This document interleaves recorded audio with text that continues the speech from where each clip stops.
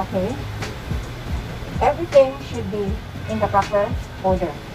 You have to organize all the materials. Today, we are going to perform medical hand washing procedures. There are two types of hand washing: the medical hand washing and the surgical hand washing. The surgical hand washing is done when a nurse or the caregiver is in the operating room. When there is a surgical hand washing, there is a brush and there is a wash. The purpose of surgical hand washing is to free the hands, mechanically remove all the microorganisms and pathogenic microorganisms to be removed away from the skin of the caregiver or the health worker. Render it free from microorganisms. It will take time more in scrubbing your hands in surgical hand washing. This is in preparation for the surgery that is in the operating room. And everything, there is no faucet there in the operating room. There's only a hand pedal where kanila, this elbow will just move the faucet. And then there is a pedal also for the disinfectant, like betadine, then the emalin ana. So no need to touch anything. And there is also a scrub. Kanang brush ba? It's a brush to brush your hands. That is 10 minutes each in brushing each side of the hand. Left and right, 10 minutes and 10 minutes. Did you get the idea? Yes. This time, what I am going to perform is the medical hand washing. Medical hand washing is the mechanical removal of microorganisms from the skin of the caregiver or the healthcare professional to render the skin free from microorganisms. I have to prepare everything in order to be organized. I have here the tray, the soap stand with the soap, the hard soap, the bar soap, and the soap dish. I have here the tissue, and I have here my orange stick instead of the toothpick. And I have here also my paperweight materials. Before I will proceed, I will have to pull my sleeves away, up from the elbow. Second, I must see to it that all the jewelries are removed.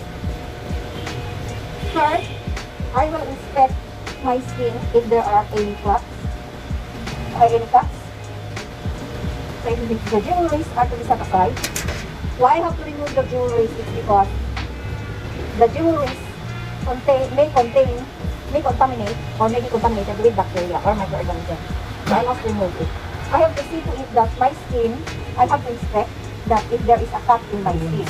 If there are cuts in my skin, I'll get a band-aid or a plaster and cover it before I will proceed with the procedure. I must see to it also that I will be away from the sink a little bit, and my body or my abdomen or my clothing or my apron should not touch the sink because the sink is considered contaminated.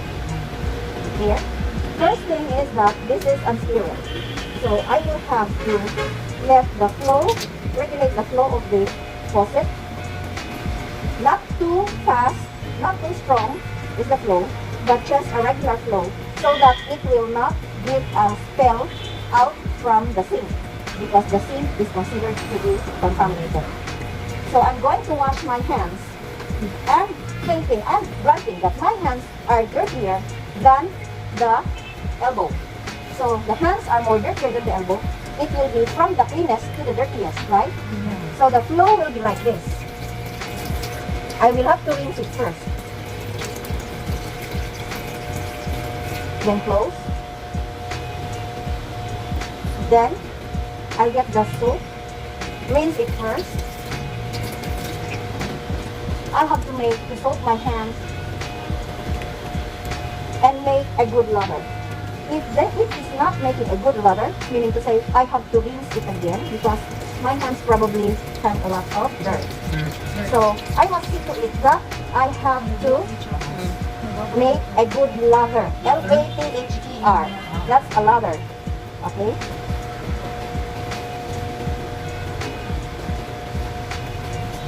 Then I will now rinse back the soap.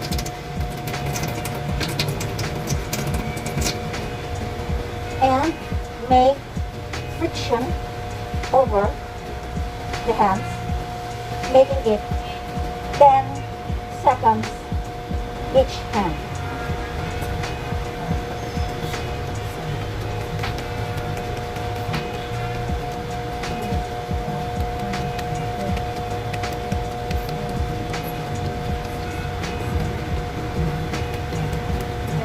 After the friction, you will do a circular.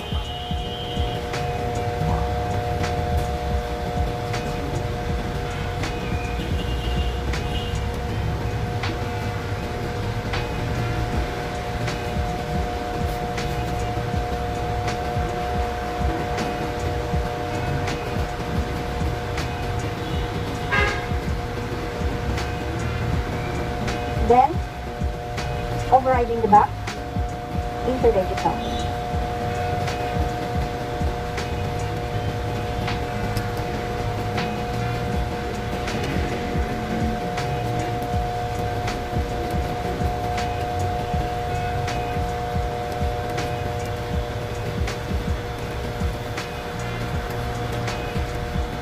I will get the orange stick, and you're going to remove the dirt from outer to inner.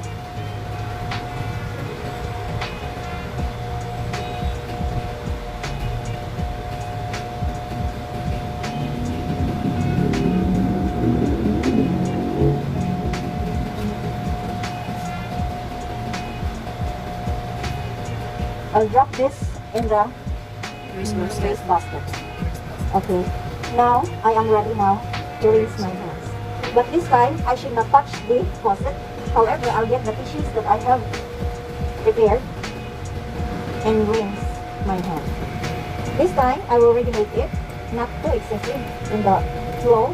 And this time, my hands is considered to be clean.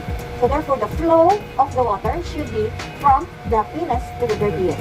This is now the dirtiest. Am I right? Yeah. This is now the cleanest. So, this is now the position. Bali na. Clear po? Yes, Doc.